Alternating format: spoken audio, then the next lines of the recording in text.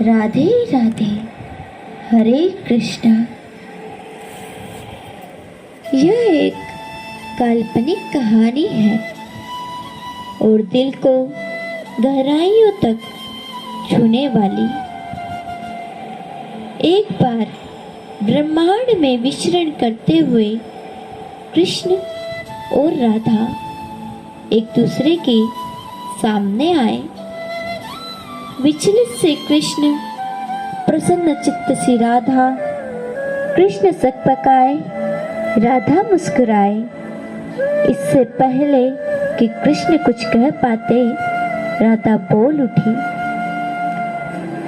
कैसे हो द्वारिकाधीश? जो राधा उन्हें कान्हा कान्हा कहकर बुलाती थी, उसके मुख से द्वारिकाधीश का संबोधन कृष्ण को भीतर तक घायल कर गया। फिर भी किसी तरह अपने आप को संभाल लिया उन्होंने और बोले, राधा, मैं तुम्हारे आज भी वही कान्हा हूँ। तुम तो मुझे द्वारिकाधीश मत कहो। आओ बैठते हैं। कुछ मैं अपनी कहता हूँ, कुछ तुम अपनी सुनाओ। सच कहूँ राधा, जब जब भी तुम्हारी याद आती थी, इन आंखों में आंसुओं की बूंदें निकल आती थी। राधा बोली, मेरे साथ ऐसा कुछ नहीं हुआ। न तुम्हारी याद आई, न आंखों से आंसू बहा, क्योंकि हम तुम्हें भूले ही कहाँ थे। जो तुम याद आते, इन आंखों में सदा तुम ही थे।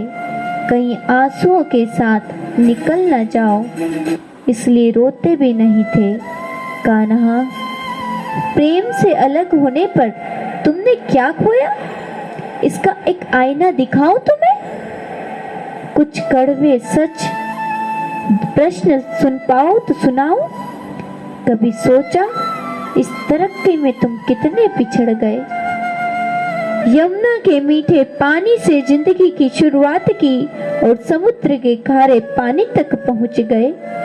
एक उंगली पर चलने वाले सुदर्शन चक्र पर भरोसा कर लिया और देखो, 10 उंगलियों पर चलने वाली बांसुरी को भूल गए।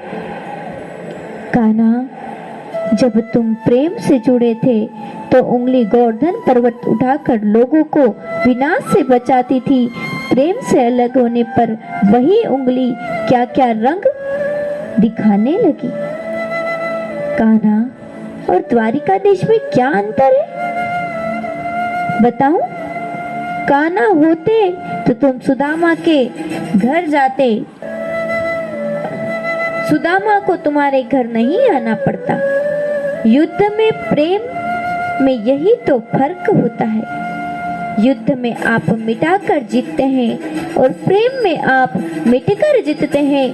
कान्हा, कृष्ण प्रेम में डूबा हुआ इंसान दुखी तो रह सकता है, पर किसी को दुखी नहीं कर सकता। आप तो कई कलाओं के स्वामी हैं, स्वप्न दूरदृष्टा हो, गीता जैसे ग्रंथ के दाता हो, पर आपने ये क्या निर्णय लिया? आपने अपनी पूरी सेना कौरवों को सौंप दी और अपने आप को पांडवों के साथ कर लिया।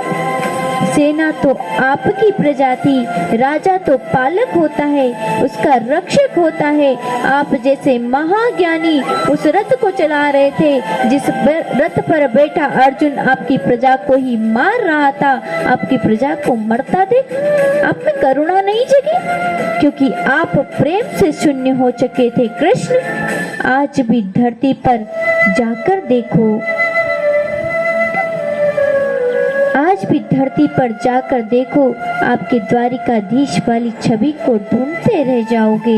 हर जगह, हर मंदिर में मेरे ही साथ नजर आओगे।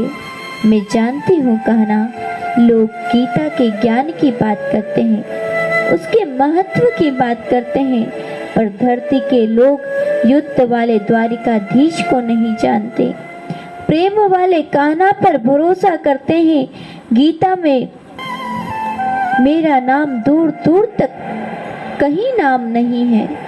आज भी लोग उसके समापन पर राधे राधे कहते हैं। ये कहानी काल्पनिक जरूर है, पर इसके भीतर छिपी सीख बहुत महत्वपूर्ण है। श्री कृष्ण के पास कभी किसी प्रश्न का उत्तर ना हो, ऐसा तो हो ही नहीं सकता, पर कहना मौन रहे, यही तो है प्रेम में समर्पण का भाव। पराक्रम में हर किसी को हराना होता है, तब भी हम जीत कर भी हार जाते हैं, परंतु प्रेम में कईयों को दिल जीत लेता है।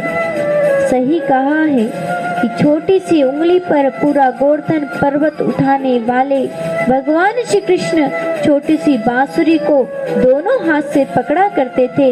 यही तो है प्रेम की पराकाष्ठा। राधे राधे।